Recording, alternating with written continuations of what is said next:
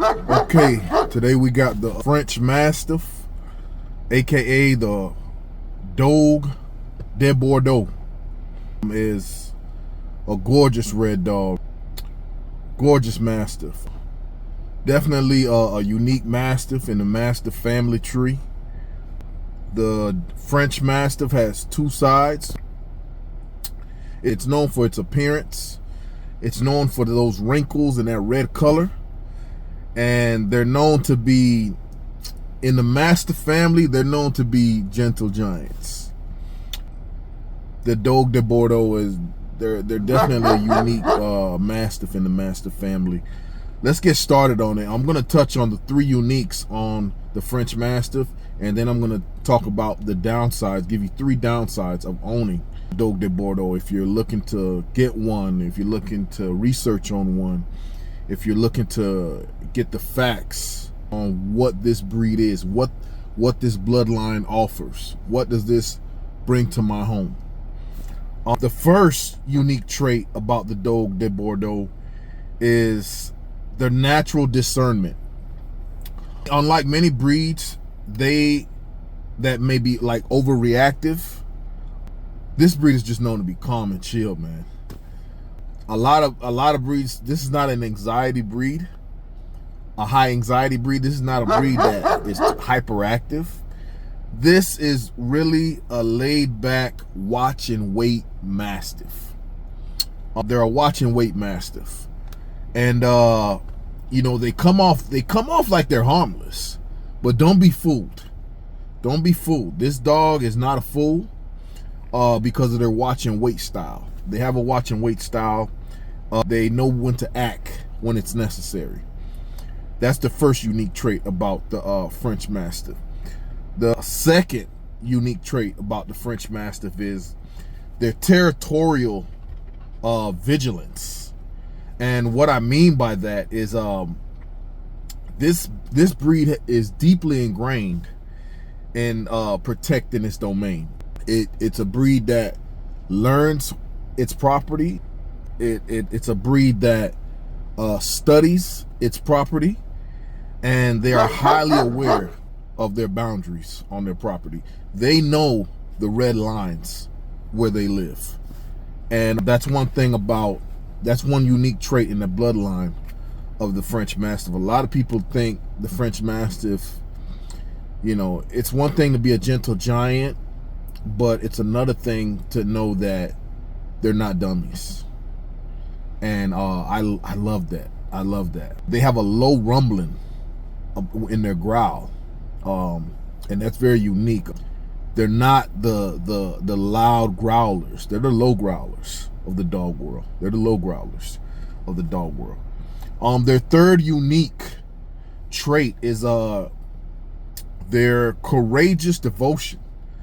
Their guarding style is rooted. Yes, they're Velcro.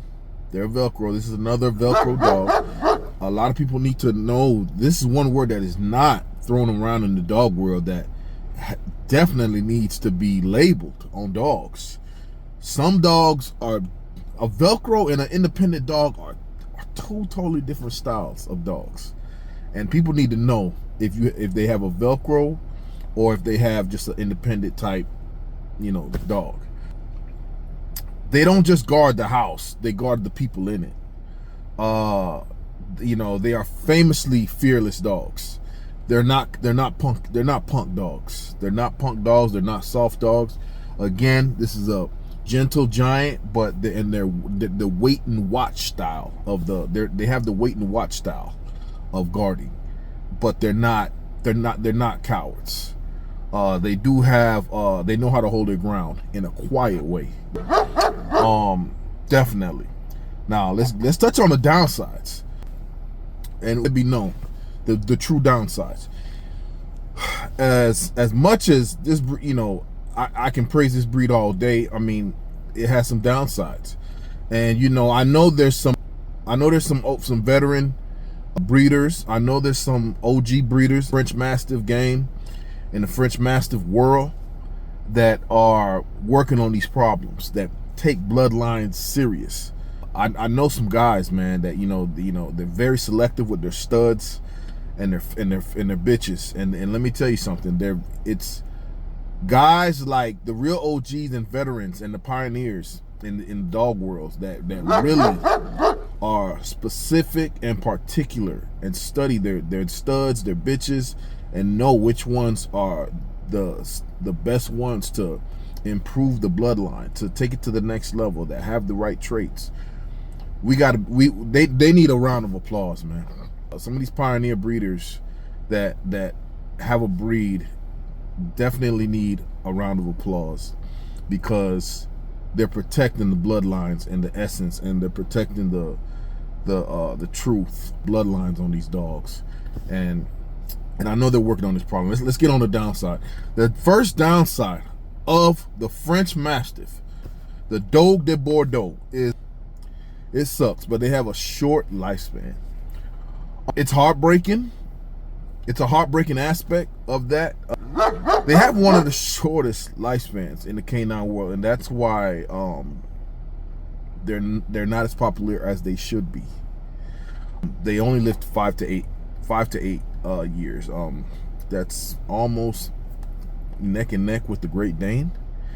You know, this is largely due to their massive size, and the reason for their short lifespan is because they have a lot of cardiac arrest and bloat issues. A lot of people don't know that bloat is a real thing in Mastiff dogs. Bloat is a big deal in big breeds anyway, and you got to know how to handle bloat. Bloat will kill your dog right away. It'll put your dog down right away. Bloat needs to be talked about when it comes to these big breeds. A lot of Mastiff big dog owners do not know what bloat is. Bloat is a real killer. It's a real killer, and it's hurting the French Mastiff. The second downside of the French Mastiff is their extreme drooling. Let's be honest, man. You know, we love our dogs, but the drooling gets old, man. You know, knowing that you have to watch what, be careful of what you're wearing, depending on what time of the day, you can touch your dog. I mean, hey, man, drooling is it's an animal thing. I mean, hey, that's what they do, but they're droolers, heavy droolers. I mean, big face, wrinkle face droolers. That's the Dogue De Bordeaux. French Masters, they're big droolers, man.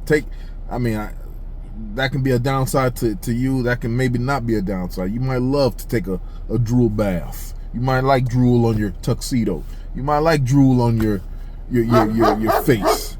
But that's the second downside. They're big droolers, known droolers. The third downside of the Dogue De Bordeaux is as they are intelligent, they're not that eager to please you. Believe it or not, they're not that eager to please like some other breeds that, no, they're like, I'll talk to you when I'm ready, or I'll come hang out with you by the couch when I'm ready. That's how they are. They're not like the golden retriever. This is not a golden retriever, people. If you want a golden retriever, get you a golden retriever. We are talking about the French Mastiff, and they don't negotiate commands. They're the type of dog that you give them a command, they'll think about it sometimes. Now what do we say when we have a breed that is stubborn and it ignores you? You treat stubbornness with stubbornness. They want to be stubborn and ignore you. You'll be stubborn with your training. So be consistent with your hand. Be consistent with your commands. Be very patient. That's it. Be very patient, and they'll come around to it. They're sensitive dogs. The French Mastiff is very sensitive. They'll come around to it. That's the French Mastiff Dogue De Bordeaux.